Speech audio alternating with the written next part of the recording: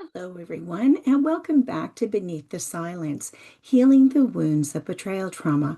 I'm Sandy Joy, your host, and I want to wish you a warm welcome to all of you who are listening and watching today, whether this is your first podcast that you're watching or listening to, or if it's your 30th that you're listening or watching. So I just want to thank you for being here and I've got you. I've got you. Just as a reminder, I don't edit these podcasts, so you're going to see some mistakes or you may hear the dog barking or whatever the case may be. It's important for me that these podcasts are real, authentic, raw, and vulnerable. If I can't show you vulnerability, you may feel that things have to be perfect, and as human beings, we're not. So relax. If you're able, have a cup of tea, cup of coffee, cold glass of water, whatever works for you, and we'll start with today's episode. So what I'm going to talk about today. Um, is self-trust.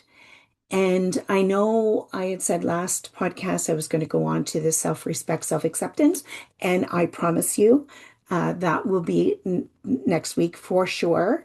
I'm going to record it today, right after this one, actually. So, but I thought the self-trust piece, as I was researching and writing it, that it actually fit in right after this self-compassion or along with the self-compassion, which I talked about last week, and and it fits in with that self-respect, self-acceptance piece, and it's something that we typically, don't address or don't even immediately recognize as part of betrayal trauma, the impact of betrayal trauma, and how we lack trust, but not only in the perpetrator or others around us, and that has to do with that safety piece, but also in ourselves. And and that's why this is important to talk about. So, because when betrayal happens, it's not just trust of the other person that's broken. It's often trust internally, trust with ourselves. You may find yourself questioning, or asking yourself, how could I have been so effing stupid? You know, or I make bad decisions. Look who I chose. Um, you know, why didn't I trust my gut? You know, or I thought I did.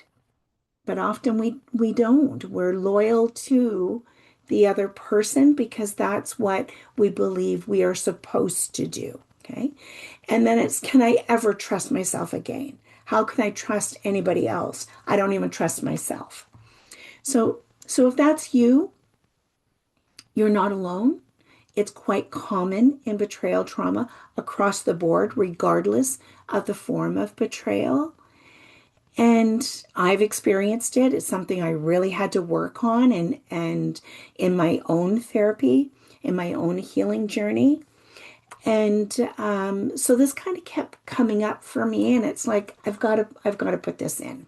Okay. So what I'd like is if you can hear me clearly. And I know I'm a stranger, and you may go, how can I even trust her? Um, it starts with little things. Trust your instincts. Does this sound right to you? Does this make sense to you? Does it hit something inside you? And that's where you can start to trust in yourself that what you're hearing, what you're listening to is something you've experienced and can believe in. Okay. So again, while you may feel that you have failed yourself, it's actually that your system adapted to survival, and surviving something that was complex and painful. Okay. So, what I'm going to explore today is what self trust is and what it isn't, how betrayal trauma impacts it and impacts our ability to trust ourselves, and what it looks like to rebuild, and the practical steps for reconnecting with yourself. Because when you're reconnecting with yourself, you're building that trust within self. So let's take a nice deep breath in through our nose and hold it, and slowly out through our mouth. I'm going to do a couple of more because I do sets of three.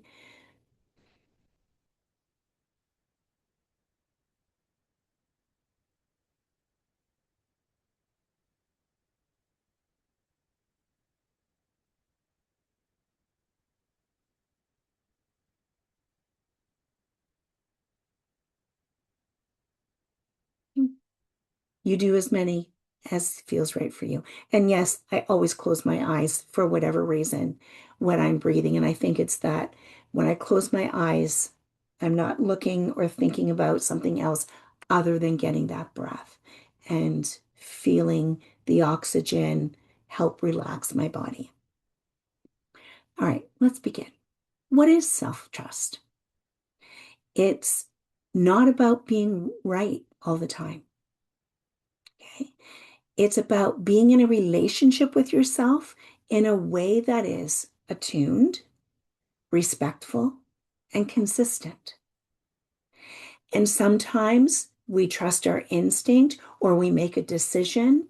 And again, like I said last week or in other podcasts, in 5 minutes or 5 days or 5 months or 5 years, we may look back and go, I wouldn't make the same decision. That was a dumbass move. Well, it wasn't a dumbass move at the time. You made a decision with what you knew in that moment, what you felt in that moment. And you were trusting yourself to make that decision. And as we continually change and grow, whether that's in 5 minutes, 5 months, 5 years, whatever the case may be, we change and grow. And remember the saying I always have is the more that we know, the more that knowing grows. Yet we don't give our self grace for learning something new or having a realization 5 minutes later. And that's okay. It's not about beating ourselves up for the decisions that we've made in the past.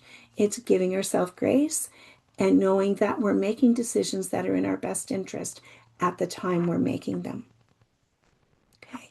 And that's how the foundation of learning to trust self again. So, what self-trust is, it's listening to your internal signals. It's honoring your needs and your wants. It's making decisions aligned with your values, your ethics. It's responding to yourself with care, with compassion. What it is not is perfection. Perfection, the only time perfection fits is that we are perfectly imperfect. Otherwise, perfection is non-existent. It does not exist. It's not attainable. We try to attain perfection, but it still doesn't feel good enough. Okay? So self-trust is not predicting everything. We possibly can't. We can't control other people, their thoughts and their actions, just like we can't control the weather. We can do some predicting that, oh, the forecast is saying it's going to rain. I will take an umbrella with me when I go out tomorrow. And it may rain and it may not. Okay. Self-trust is not never making mistakes because we're human. We do make mistakes. And self-trust is not always feeling certain. Sometimes we're very confused. Sometimes we just don't know. And that's okay too. Self-trust is not about control. It is about connection. And that connection is with yourself first and foremost. Most important relationship you'll ever have. So, how does betrayal trauma impact self-trust? Well, it deeply disrupts your internal world, your reality, which becomes fragmented. Now that's shattered. Trust is shattered. Trust is shattered. Your reality is shattered. What you thought you knew is shattered. And so you begin to question your own intuition, your own perceptions, your own memory, especially if there's gaslighting and manipulation, and your own decisions. And why does this happen?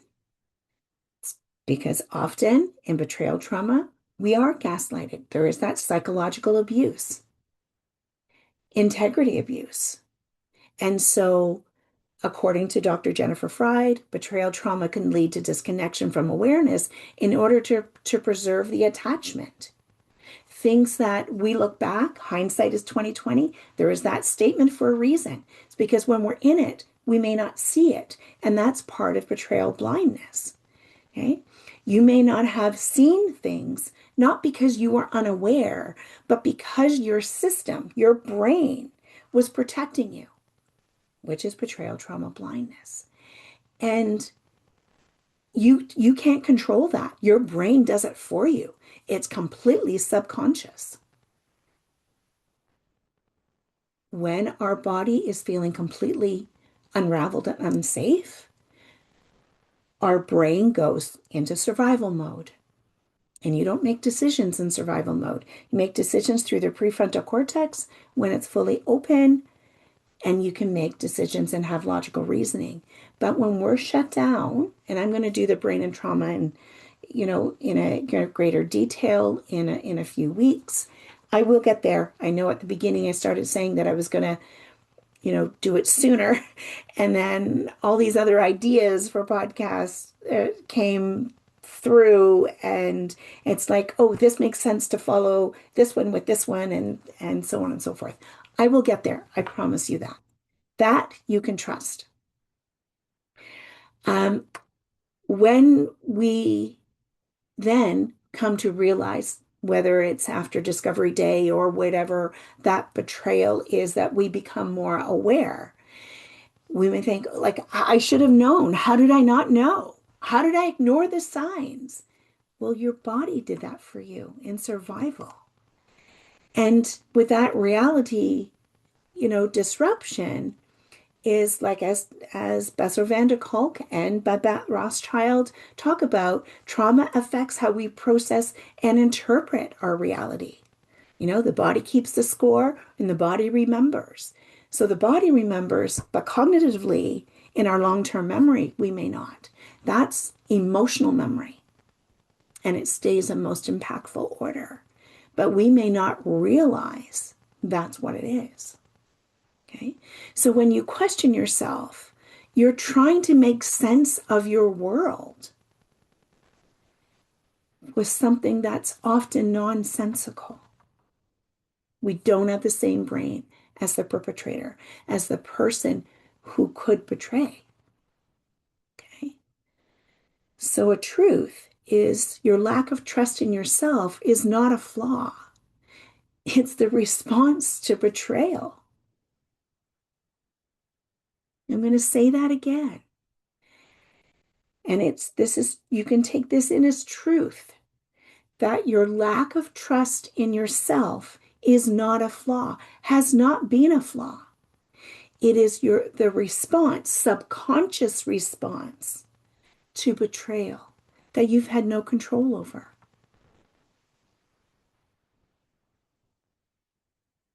So what does rebuilding self-trust look like? How do we do it?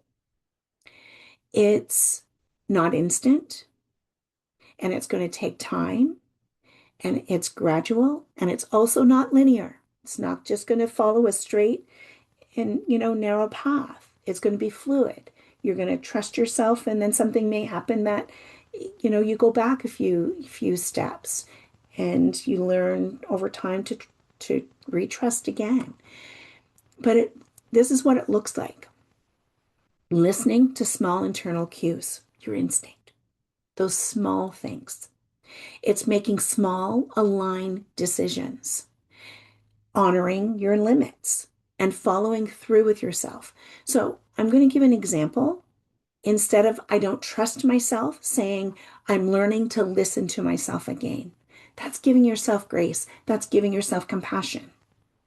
Okay. So these are practical steps. We're going to start small. First step, start small. Trust is rebuilt through small, consistent actions. Okay. This is building awareness of the decisions that you're already making every single day that you don't even realize you're making, such as your morning routine. Do I get out of bed or not? You may not even think about it. You just do because you trust yourself that getting out of bed is in your best interest. It becomes a habit. It becomes routine. Same with, do you go to the bathroom first? Do you go put the coffee pot on first? Do you let the dog out? What do you do first? And you tend to follow that pattern of doing that all the time. Okay? Those are being aware of those ingrained habits and routines that you have, being aware that there's still decisions that you're making. Because you may choose to go, you know what? I really have to go to the bathroom first before I put the coffee on, and change up the routine.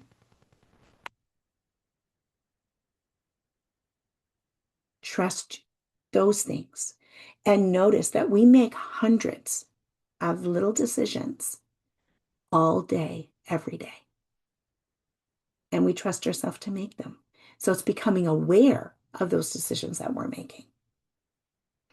It's also step 2 is listening to your body. Notice, is there tension in your body? Is there calm? Is there discomfort or even pain? Notice those things. You're getting to know your body, and that's called somatic experiencing. Getting to know your body. And then it moves to step 3, and it's honoring what you need, honoring your needs, even in small ways. Okay. Step 4 is keeping promises with yourself. So you don't want to lie to yourself. You don't want to disappoint yourself. So only make those promises that you are assured that you can keep. So if you say that you're going to rest, rest. Otherwise, you may feel that you've let yourself down, that you've deceived yourself. And it doesn't feel good.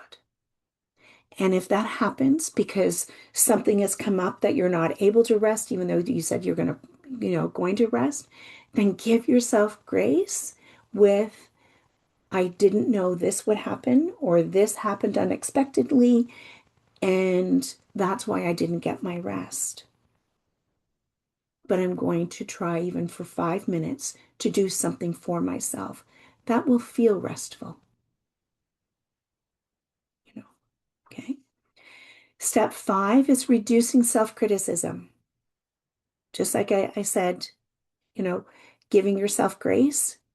It's really listening to those voices, how we talk to ourselves, or the messages we've heard from other people that we tend to repeat then, and we're beating ourselves up rather than building ourselves up.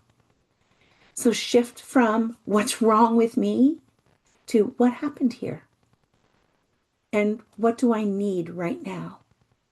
And that could be that promise that you're going to rest, and something happened and you weren't able to rest. So instead of what's wrong with me, why didn't I get the rest in? It's what happened. Oh, this happened. I wasn't expecting this. I couldn't have planned for this. And so I didn't get my rest. What do I need in this moment? And that really is about being kind to self. The next step is practice discernment. Now, how do we discern? And it's not being trusting blindly. It doesn't mean blind trust, like just having to trust across the board.